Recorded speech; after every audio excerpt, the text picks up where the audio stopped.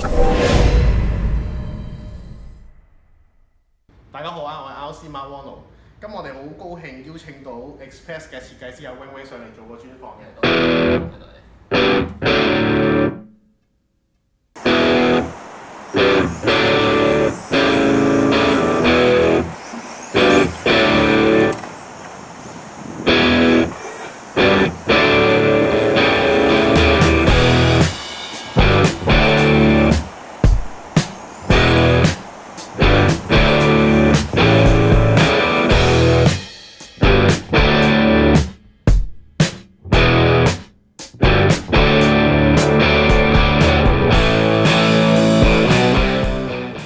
Express 呢個品牌咧，如果有咁上下玩車嘅年資咧，相信應該唔會陌生㗎啦。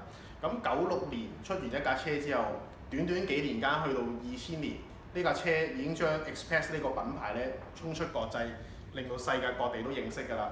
直至2007年出咗一架 M 車叫做 MRR2，直情係橫掃香港車壇嘅獎項。咁大家都收到風啦，今年年頭到 Express 又有新嘅動態啦，話今年會出一部新嘅車，比 M 車更加細嘅，叫做 Expresso K1。咁今日我哋好高興請到 Wing Wing 上嚟講解下呢架全新嘅車架。係，多謝。Wing Wing 啊，點解會開發呢部 size 咁特別嘅車嘅？咁我哋有車場嗰陣時咧，講翻我哋公司咁啊，一班同事咁就中意玩呢個 WR02啦，咁啊係呢款車殼嚟嘅，咁啊係個大碌車嚟嘅，咁但係好 Q 版好得意喎，咁啊後尾想出翻一個車架，想落翻起呢啲車殼玩翻平路車咁樣，咁而有呢個靈感啦，咁原先諗住自己同事圍內玩咁樣，人冇我哋有咁樣啦，咁後尾你發覺做落都幾好玩喎，咁啊出埋 product 同大家分享咁樣諗住。其實設計一個全新嘅車架，研發同埋生產有咩困難嘅地方咧？咁講翻 K1呢部車啦，咁因為個 size 真係超級細啊，因為仲細過 M 車嘅，咁啊要用翻啲電子變速啊，正常三者電子變速啊，接收啊，摩打啊。咁啊真係密質質㗎啦，個車啱啱好嘅。咁而且呢部車咧仲要去做翻 drift 啊，同埋平路車咁樣嘅設計啦。咁樣就得 drift 咁啊，就唔到平路車咁樣，但係後尾都解決到個問題啦。咁啊設計係呢個問題，咁到生產啊，一架車咁多零件，點樣可以砌得埋又冇問題啊咁樣？我哋開發當中其實都揼咗唔少幕㗎啦，都其實。雖然我哋已經揾咗嗰啲做開有經驗嘅團隊啦，一直都做開啲 racing 車嘅。咁特別要提下啲差速呢啲嘢，而家係同 X-Ray 共用嘅。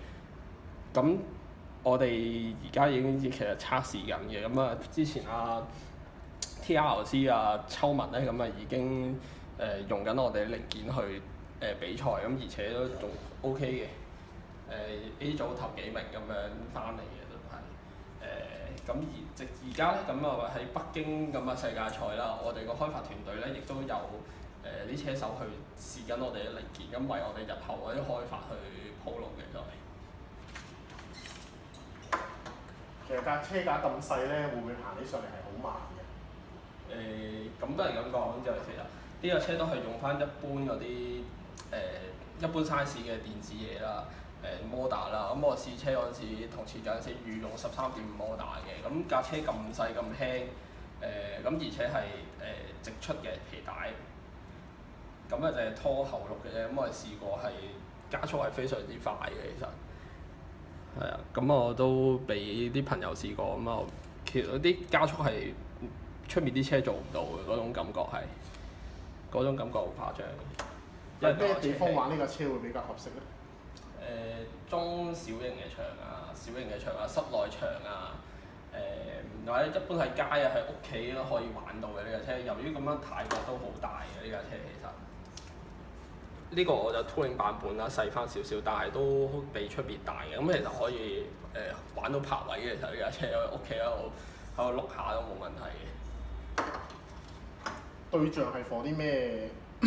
邊班客源會係話本身玩開 M 車啊，會特別適合玩再細啲嘅 size 啊？咁其實對象中意啲中意玩新嘢嘅客啦。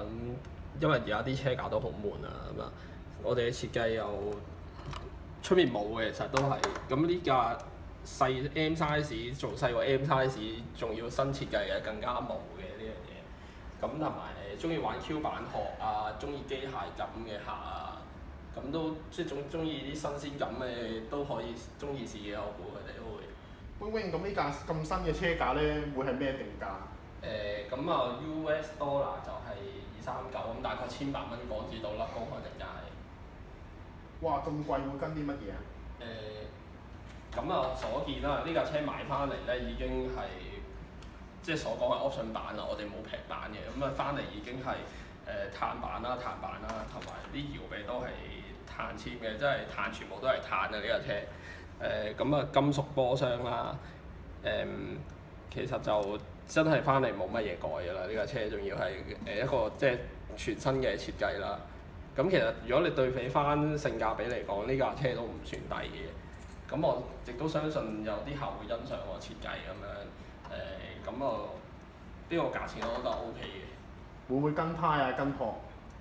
胎同殼都唔會跟嘅，因為咧我哋有兩個版本，漂移同埋唔係漂移啊。咁車胎方面，我哋跟啲靚胎咁就唔想曬啦，翻咗去唔啱用。因為呢啲都係一般 M 車 size 嘅車胎嚟嘅，咁好容易市面上買到。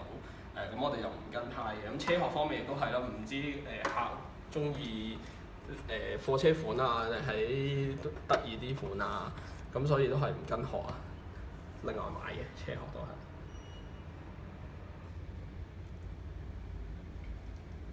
Wing Wing，呢隻咁靚仔嘅殼係咪同架車架一齊同步推出市場嘅？係啊，其實呢隻殼生產已經完成咗，都係喺包裝階段㗎。有冇經過啲咩測試？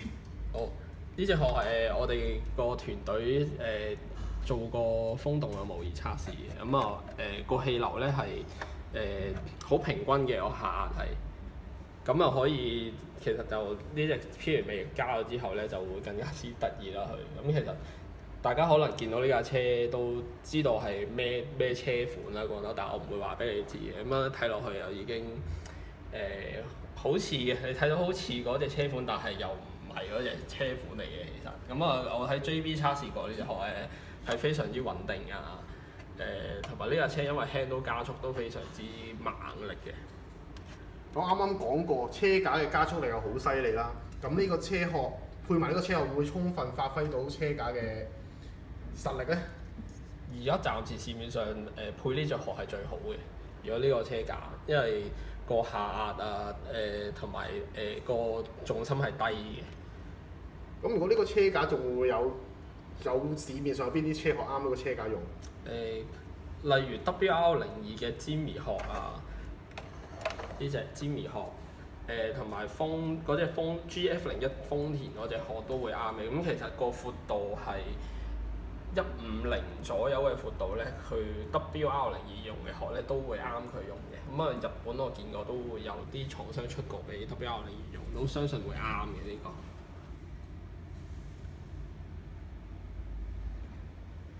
Wing Wing，不如你介紹下呢個全新車架 Espresso K1 俾各位觀眾啦。係咁呢架車就係一個細個 M 車 size 嘅 K 陣嘅車啦。咁設計已經好罕有㗎啦。成架車係碳比啊，二樓板就係動氣設計啊。扭動又會回中會好啲嘅。差唔多成架車都係碳纖維㗎啦，我哋原裝。睇落去好有機械感啦。咁咁細架車咁樣有個新設計又真係仲係好少有嘅嘢，而且佢係後轆驅動嘅，係皮帶直出。個車因為好輕啊，同埋尾驅嘅關係咧，個加速係好快嘅，即係我俾我玩開 Touring Car 嘅朋友試過，加速係完全唔同嘅，都係真係冇試過呢個感覺嘅加速，因為又唔會跣胎嘅加速嘅時候。好耐都冇見過啦！呢個摩打咧係中置摩打嚟嘅，放喺車架左右嘅中間，成個 layout 係好平衡嘅。由於佢碳比嘅關係，我哋冇避馬啦，唔需要落埋嗰啲避馬去改啲角度嘅，全部都用拉桿可以做到你想要嗰啲調校嘅。咁你有啲客會問誒會唔會好難教？其實我哋說明書會有啲長度嘅指示翻點樣去教，所以咧睇住說明書就可以做到噶啦。其實咁啊，全車碳尾咁啊，好硬同埋好輕啦。咁啊，後驅嘅漂移加埋一個平路車咁兩用嘅車設計啦。咁泰國會可以自由調校翻大啲同細啲，大啲又俾漂移用嘅。咁啊好罕有嘅，其實呢個設計呢架車。